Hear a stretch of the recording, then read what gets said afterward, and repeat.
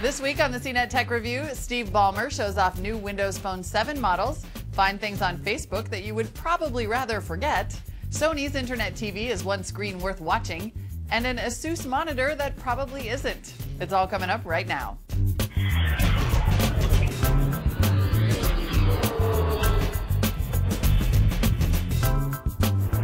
Hi everyone, I'm Molly Wood, and welcome to the CNET Tech Review, where we collect our hottest videos of the week and tell you what's good and what's bad in the world of tech, and offer some unique tech wisdom in the form of our bottom line. But let's start with the good.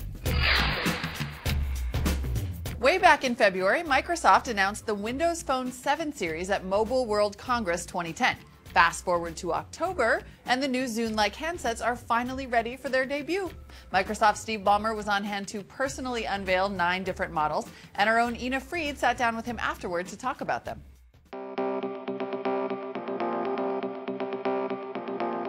I'm Ina Fried with CNET here in New York for the launch of Windows Phone 7, where Steve Ballmer is about to show off Microsoft's answer to the iPhone and Android and all the other smartphones that it hopes to compete against. We think there's a lot of things that you'll see today that'll help you understand how the Windows Phone is different. But I'd focus on 2 key themes: always delightful and wonderfully mine.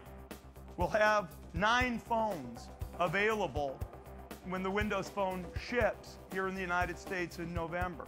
There's a range of phones here from LG, from Samsung, from HTC, and from Dell.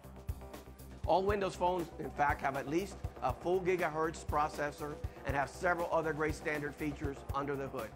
And we're thrilled to be launching the Samsung Focus on November the 8th, and the HTC Surround and the LG Quantum just a few weeks later. Uverse Mobile is an application we launched earlier this year to let our Uverse TV customers download and watch hit TV shows on their smartphones. Starting next month, we'll bring this capability to Windows Phone 7 customers. And if you don't have AT&T Uverse TV, we're going to let you do that nationwide for any Windows Phone for a low monthly fee. One of the key features for making the phone really wonderfully yours, really deeply personal, is being able to put the people that you care about right up there on your start experience in a live tile. And these tiles are live because, as Steve updated his Facebook post, you can see if he posts pictures, I'll see them right there. I don't have to go in and out of a whole lot of applications to see all these sorts of things. It's aggregated for me right on the home screen. As Steve said, we want the phone experience to be always delightful, whether you're using our software, third-party software, or no matter which phone you buy. We're trying to make it easy for end users, but also for developers. The Pictures Hub has automatically customized with pictures of my twins. You see my Xbox Live avatar. These games were developed using XNA, which is a development framework that works both on the Xbox and on the phone. These phones are going to be amazing game machines, and with games developed that are happening on the Xbox platform as well, we think people will have a terrific experience. Well, there you have it. It's mostly what we expected, but a few things that one should pay attention to. One, copy and paste coming in early 2011. Also, while the first models are going to hit AT&T November 8th, some of the models for both AT&T and T-Mobile will be somewhat later than that. And then also, all the AT&T phones are going to be priced at $199 for those with a new contract. I'm Ina Fried with CNET, here with Steve Ballmer, the CEO of Microsoft, who just introduced Windows Phone. Steve, you've talked about how Windows Phone is a different kind of phone. What do you mean by that? Different kind of phone in the sense that we think we can help people get in and out and back to life quickly. It all begins with the start screen. You see the start screen really brings a set of activities and people and websites that are important to you right to the forefront of the user interface. It starts with being very personal. We have devices of various shapes and forms, keyboards, no keyboards, AMOLED screen, very durable devices, machines that are, phones that are optimized with surround sound and Dolby sound. So you get a wide variety of choices and yet a consistent, delightful user interface that's about you. Do you guys feel there's an opportunity to have, it sounds like, more variety than Apple, but perhaps not as much variety and not as much fragmentation as in the Android world? I think you clearly have a lot more variety than Apple has. There's really one choice in the Apple world. Big screen, little screen, we got a lot of choices. I think the problem, if you don't have a minimum kind of standard, is the brand means nothing to the user. Our brand means something to the user. It means something to the developer. It implies a certain level of consistency and high quality, which I think is important for the Windows Phone. What do you do on the phone? What are the things that matter the most to you that you're like, I want to do this when I'm using the phone, and I don't really want to do X, Y, or Z? There's very little I won't do when I'm on my phone. I certainly do the typical email messaging. I make phone calls, not surprisingly, a lot of them, and I don't want those calls dropped. I actually kind of fairly active on Facebook. I'm kind of watching what's going on in that world. I do, in fact, travel a lot, so the fact that I can kind of take my office with me is important, and I can take some videos to watch and music to listen to. It's all great for me, actually, as a mobile person. Are there things that you think we'll be doing on our phones a couple of years from now that we don't do today that you guys want to be positioned to do well in the future? I think we're going to see a continual evolution in the way these things interact. I mean, this will be a projector someday, hold it up or put it down on the kickstand and project. We'll be able to more and more with sensors to capture images, and you see what we've done with Xbox Connect. You can let your mind run wild on kind of what that might be in the context of a mobile device. I see a lot of opportunities. Well, thanks a lot, Steve. I appreciate it. Thank you. For CNET, I'm Ina Fried. You can find the rest of Ina's interview with Steve Ballmer over at CNETTV.com. But okay, enough talking about Windows Phone 7. Let's see some phones. Here's Bonnie Cha with a look at some of the new handsets that are headed your way. Hi, I'm Bonnie Cha, Senior Editor at CNET.com, and we're here in New York for the Windows Phone 7 launch. And today, AT&T announced 3 phones that will be coming for the holiday season. All will cost $199.99 with a contract. And the first one we have for a hands-on look is the HTC Surround. Now, this is the first mobile device to have Dolby's surround sound, and so just push down the screen and you've got a little speaker system. It also has a kickstand on the back, so you can lay it on a flat surface and watch video and listen to music as well. Other highlights of the Surround include a 5-megapixel camera as well as video recording. And actually all the AT&T phones will come with the AT&T Uverse Mobile, which is a video streaming service. So that will be on all the Windows Phone 7 devices from AT&T. Overall, the design looks really nice, very solid in the hand. HTC has had a good history of making great designs, so looks like the Surround follows that path. So let's go check out the other 2 devices. Here we have the Samsung Focus. This is going to be the first one to launch on November 8th. Like a lot of the Samsung Galaxy phones, this one has a 4-inch Super AMOLED screen, which is going to be great for the Xbox experience, as well as Zune, and again, the AT&T Uverse. Other highlights of the Focus include a 5-megapixel camera, 8 gigabytes of internal memory, as well as an expansion slot, so that's really nice to see. And finally, we have here the LG Quantum, which is a little more business focused than the other smartphones. It has a slide-up full QWERTY keyboard, and it feels pretty nice to use, so it'll be great for email and messaging. Windows Phone 7 also offers a virtual keyboard, which I found actually pretty easy to use despite its looks. Other business highlights of Windows Phone 7 include Outlook integration as well as other emails, protocols. It also has the Office suite, so you can view and edit Office documents such as PowerPoint, Word, and Excel. Just a quick rundown of some of the other design features. You've got the hardware buttons down here, which are required on all Windows Phone 7 devices, which is the back previous button, the start button, as well as search. You've got a little micro USB port here, as well as a camera on back and flash, a volume rocker, and camera activation key. And just as a reminder, all 3 phones will be available from AT&T. The Samsung Focus will launch first on November 8th, and the rest will follow the holiday season, and they're all going to be $199.99 with a 2-year contract. I'm Bonnie Chan. This has been your first look of the Windows Phone 7 phones for AT&T. Now for all you iPhone folks who've been feeling burned by AT&T's service and are looking for another excuse to switch, maybe now is the time. Let's see what Bonnie has to say about these Windows phones for T-Mobile. Hi, I'm I'm Bonnie Cha, Senior Editor at CNET.com, and we're here in New York for the Windows Phone 7 launch. And today I've got the HTC HD7, which will be available through T-Mobile in November. This is a Windows Phone 7 device, and it's actually got the biggest screen of all the Windows Phone 7 devices. It's 4.3 inches diagonally. So it'll also have the largest virtual keyboard. Really beautiful screen here. T-Mobile is going to take advantage of the screen and bundling some entertainment apps with it, including Netflix as well as T-Mobile TV. It'll also have a family app where you can send out group messages and shared calendars as well. Design-wise, sort of like the Evo 4G, a very, very solid design. You've got the 3 shortcut buttons down here.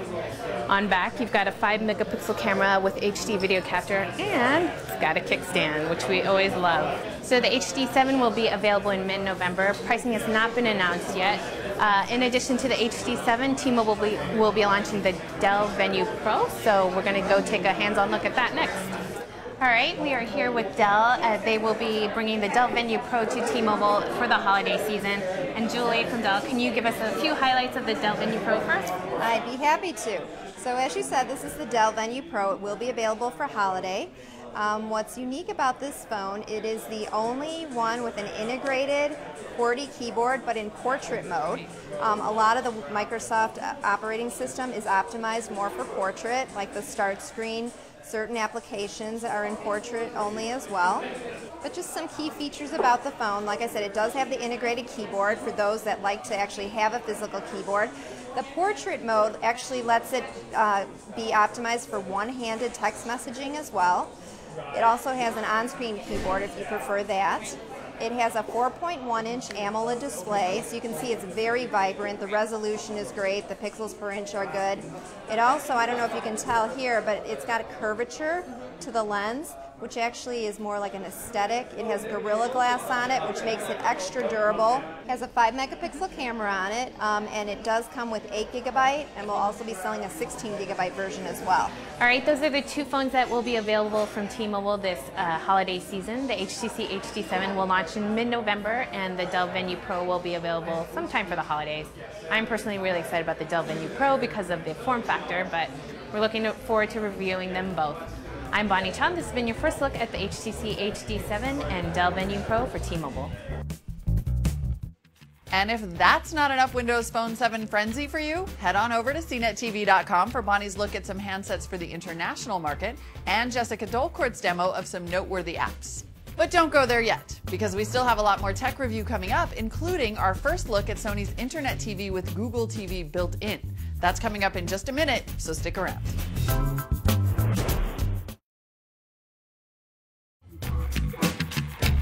And welcome back to the CNET Tech Review, our weekly video digest of all things good and bad we've seen here at CNET TV. Continuing on in the good, we certainly kept our New York team busy this week. In addition to the Windows Phone 7 launch, we were also on hand for the premiere of the Sony Internet TV with Google TV inside.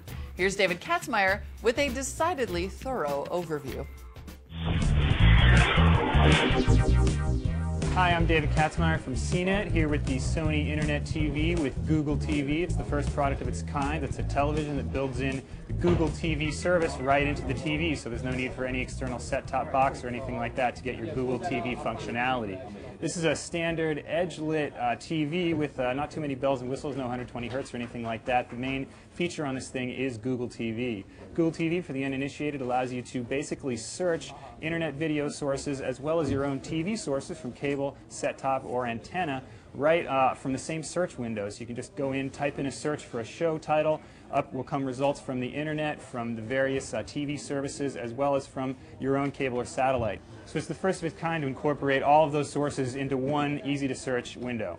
The Sony TV comes with this remote here that's kind of a little handheld unit, a little reminiscent of the PS3 controller. It's got a built-in QWERTY keyboard, so you can type in whatever you want in the search results screen. It's also got what I consider a pretty cool little touch-sensitive mouse that allows you to drive your cursor around on the screen and select items. There's also a standard up, down, left, right arrows that allow you to select items a little more easily. So all things considered, it's a pretty slick remote, although it is a little bulkier than your standard TV remote, and it will probably take a little bit of getting used to. The remote incorporates RF technology, so you don't need line of sight between the remote and the television. The TV can also control your other devices, including the cable box and a couple of other AV devices via IR blasters. It allows it to incorporate, for example, search results from the TV itself, including an EPG. You don't get full integration, however, unless you hook up this thing to a dish DVR, which allows you to search the DVR and also incorporate a couple of other control features, including control over IP as opposed to infrared. The Sony NSX GT1 series is available in 4 screen sizes. I'm with the 46-inch here. There's also a 40, a 32, and a little 24-incher. All of them have that LED edgelit backlighting except for the 24, which is a standard CCFL display. Price points range from $5.99 for the 24 up to $13.99 for the 46-inch, so prices are actually pretty good and in line with a lot of the other well-featured HD TVs on the market today. Sony's also announcing a Blu-ray player at the $3.99 price point. It's the NSZ GT1. It incorporates all of those Google TV features, and of course it doesn't have a screen, but it does have a built-in Blu-ray, so you can get all of your Google TV goodness, including the remote, from a separate standalone Blu-ray player. That's for people who already own a TV and want to get the Google TV experience. We'll walk through a couple of the features on Google TV. It does include Netflix, Amazon Video on Demand, Twitter, and a few other apps right out of the box. We expect more apps to come in the future, such as Facebook. But the real killer app of Google TV is its access to the Internet. So you can actually go out using its built-in Chrome browser and search a variety of Internet video websites, for example, ComedyCentral.com, PBS.org, and a lot of other places that have Internet video that aren't easily available on a lot of the other Internet-enabled TVs and Blu-ray players out there. One big missing link right now, however, is Hulu.com. You cannot search the Hulu.com website or play any of its videos right now on this device. We're expecting Google to announce its compatibility with Hulu Plus in the future, but they're still in talks at the moment. On the other hand, you do have Netflix, Amazon Video on Demand, and the ability to search Sony's Curiosity VOD service. That's a proprietary feature of this TV. Sony also offers a few other content options familiar with its Bravia Internet Link service, including Howcast, Blip TV, and a few other niche video websites. So that's a content offering a step above the Logitech Review, which is the only other Google TV box on the market right now. One other big difference between the Sony and the Logitech box is the Sony at the moment does not allow you to stream video and audio over a DLNA connection, so you can't use the Sony TV to go out and play streaming video directly over your home network. Speaking of apps, in 2011, Google says it will allow access for Google TV products to go out and use the Android market, which has thousands of apps designed for smartphones. It'll be interesting to see how those apps apply to the big screen, but it is potentially unlimited content development for the Google TV products. That's a quick look at the Sony Internet TV with Google TV functionality. I'm David Katzmeyer from CNET. Wow, yeah, that remote is definitely something to be reckoned with.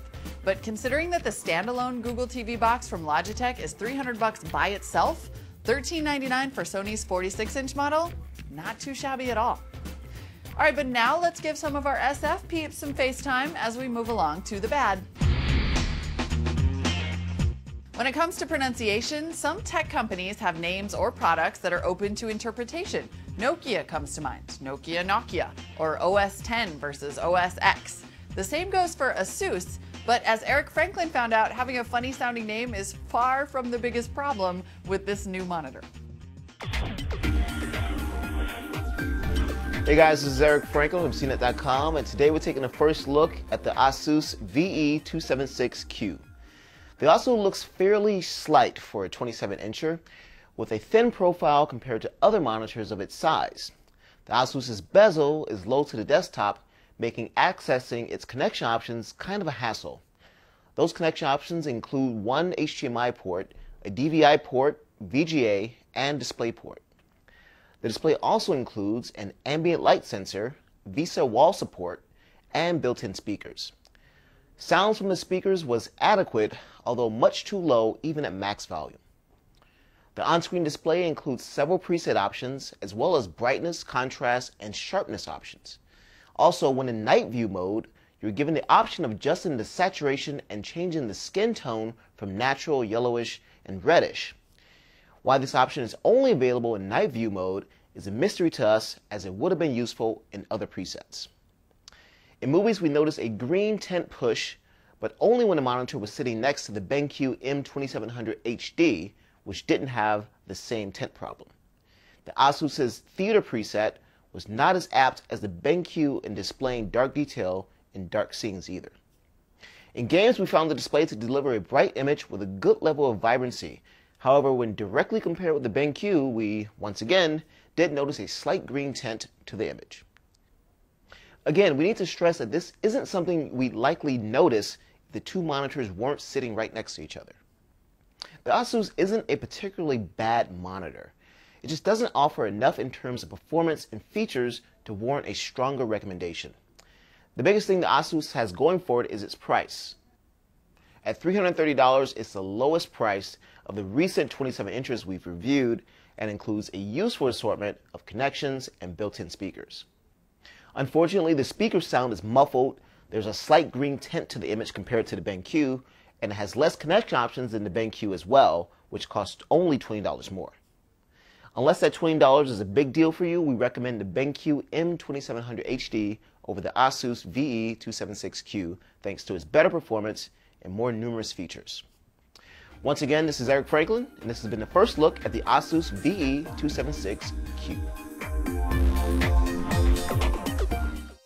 For the record, if you ask Asus, they'll tell you it's pronounced Asus. Either way, it sounds like it's a pass on the Asus, but be sure to check out Eric's review of the BenQ M2700 HD, which, although more expensive, sounds like a much better value. All right, now let's turn our attention to the bottom line. There's no denying that Facebook has changed the way we interact with people. We share our thoughts, our activities, we schedule events, and then post photos and videos of the events afterwards. But if you've ever been curious to see everything you've ever posted to Facebook, or you just want to back up items that only exist on the site, then check out this super handy tip from Josh Lowenson.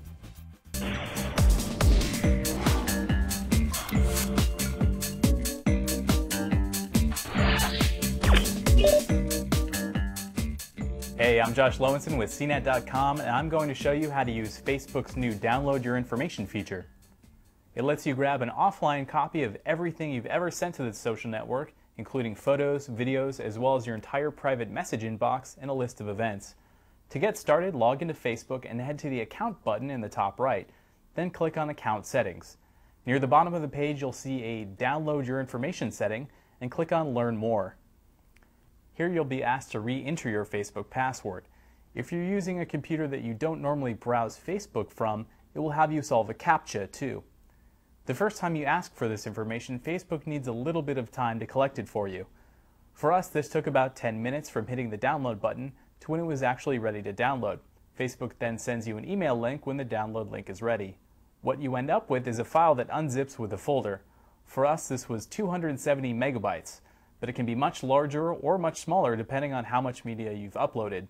Included in the folder are subfolders for your photos and one for videos, as well as something called index.html, which you can click on to view an offline version of your profile. This includes everything that's ever been posted to your wall, photo and video pages, a full list of friends, every event you ever RSVP'd to, and the entirety of your private message inbox. For both the message inbox and the wall, you get everything that's ever been posted on one long page. This can be a little hard to parse, so if you feel like saving some time, use your browser's on-page search feature if it has one. Worth noting is that you'll get the original quality of the videos you uploaded, even if they're in high definition. But that's not the case for photos, which are the same size as what you see on Facebook. This isn't a problem with photos you may have uploaded since Facebook added support for high-resolution shots, but it's something to keep in mind if you think you're going to get the originals back. Another thing to keep in mind is that there's a ton of personal information in this folder, and while Facebook has gone to great lengths to keep the wrong people from downloading it, once you have it, it's a big, unprotected jackpot of information. We recommend using the file-level password protection that's built into your machine. For more information on that, check out our other how-tos. I'm Josh Lowenson, and this has been a quick how-to on using Facebook's information downloader. For more, check out CNET.com. The bottom line this week? Nice job, Facebook, for once. Finally, a feature that's actually useful but doesn't expose your private info to prying eyes until you forget to log out of your account and someone comes along and downloads your whole life. That couldn't happen, right? Could that happen? No. Okay, folks, it is time for me to go. Join us next week when we'll have our Apple's Back to the Mac event coverage. Until then, there are tons of great videos available every day at CNETTV.com. I'll see you next time, and thank you for watching.